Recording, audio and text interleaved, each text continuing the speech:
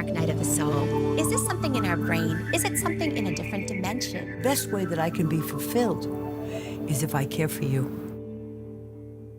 I'm Dr. Anna Yusim, and I just wrote the book Fulfilled: How the Science of Spirituality Can Help You Live a Happier, More Meaningful Life. I'm here today with Maureen St Germain, a modern-day mystic who is an expert at teaching people how to connect to their higher self. The reason I wanted to interview Maureen today was because after I wrote my book, a number of people contacted me asking the question, you talk in your book about accessing your own deeper intuition, but how do I do that? How do we really tap into that deep, authentic part of ourselves that could be a source of guidance and solace and peace when we feel lost, confused, or alone in this world? Maureen, thank you so much for joining us today. We're thrilled to have you. It is my pleasure. Maureen, can you tell us a little bit about yourself and what you do? I am called the Practical Mystic. It was a name that was given to me by various people. When someone first called me that, I kind of laughed, and then I thought, you know, that's true, that's who I am. My job is to help everyday people learn that they can be a mystic too, that they can be plugged into the divine self, and that they can learn how to be happy by using their inner guidance. And I'm very curious if you can share with us how you first started becoming attuned with your own higher self and how you tapped into your mystic abilities. The way I came to connect with my higher self is I had a natural intuition. I think it runs in my family. I was always connected to the divine as a child, although I didn't identify that as such. And initially I thought everybody could do what I could do. As I matured, I became very interested in the esoteric work. I read about Edgar Cayce and began attending a study group in my 20s. And then ultimately I began teaching a guided meditation called the Merkaba about 20 years ago. And that really skyrocketed me to a whole new level. So for a lot of people seeking to cultivate their own psychic or intuitive abilities or their connection with higher self, they're trying to figure out a systematic way through which to do that. How do we access this part of ourselves? The way you connect with the higher self has to do with developing a protocol that you can recognize. Because I moved into this very gradually, and because I teach people to take the 6 weeks and ask your higher self 40 or 50 times a day, you're only asking yes, no questions. You're not asking predictive questions.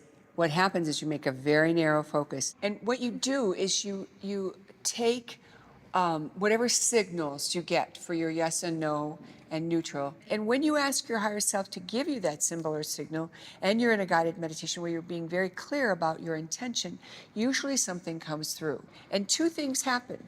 The first thing that happens is you can ask any question you want, and your higher self will give you the answer. But the second thing that happens is your higher self will start to give you information because it knows what you want, it knows what you care about, and it'll put you in a position to do a certain thing at a certain time that allows you to get that outcome that you were seeking. And remember, one of the things I said was that the higher self knows what you want and knows the fastest way to achieve it. So I'm trying to understand this higher self concept, which is fascinating to me. What kinds of questions do people ask you to try to better understand the higher self? Well, one of the things that people ask is, can anybody do it? And the answer is yes. Another thing that people ask is, how do I ask a question? And this is very important, and it's about making sure that you call the higher self by name, higher self. You know, I was the mom to 4 sons, and if I called out, could someone bring me a glass of water? Nothing would happen. But if I said someone's name, then I would get my glass of water.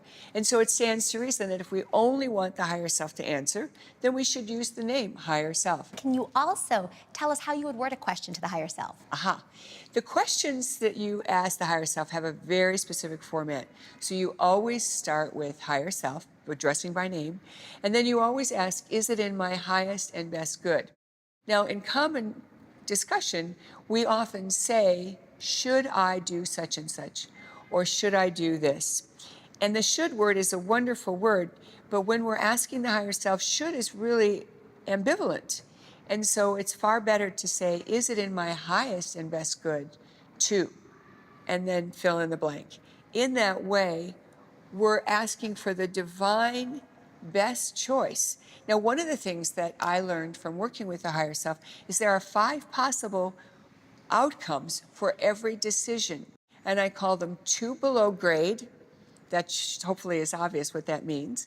2 above grade, and 1 divine choice. So there are 3 possible good choices, if you will, for every decision that we make. Now, sometimes your higher self won't agree with what you thought at the ego level, but the benefit is the ego wants to participate. It's always been making the decisions for you all your life. Why would it stop now? And the answer it would stop now is because when you do the practice period, you begin to notice that your higher self always has the goods, always has the answer that gives you an amazing outcome. For example, you ask your higher self, is it in my highest best good to go to this restaurant? No. What about this restaurant? No. What about this restaurant? Yes. You end up at that restaurant and you run into somebody you have been looking for. Or better yet, maybe you meet someone that you needed to meet that you didn't even know beforehand. And all kinds of wonderful things happen like that, synchronicities, if you will, that help the ego notice that whenever you use the higher self to make a decision, there are alignments to what it is that you want in life.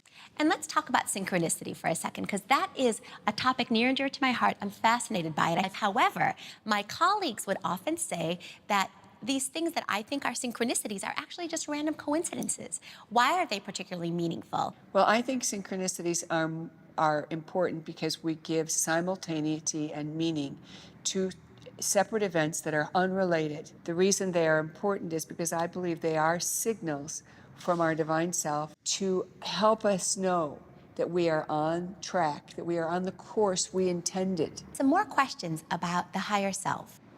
I'm trying to understand physically what this higher self is and where it actually resides. Is this something in our brain? Is it something in a different dimension? Well, a way to explain it would be to say the higher self and the higher dimensions are like nested Russian dolls. The higher self is in a space above you, above your physical body. A lot of people have heard of the chakras. And we know that, for example, people have a heart chakra and a throat chakra. We've heard of the third eye or the crown chakra. And the higher self would be above that, the next Like chakra. right here. So it actually, if it resides somewhere, it resides right here. But it's not physical, so you wouldn't be able to reach up and touch it. Now, it's interesting because when we take people into meditation and we ask people to make this connection to the higher self, sometimes people see their higher self. Sometimes people don't see anything, okay? All they do is feel it, and that's because they're more kinesthetic. Sometimes people have a taste in their mouth that represents the presence of the higher self.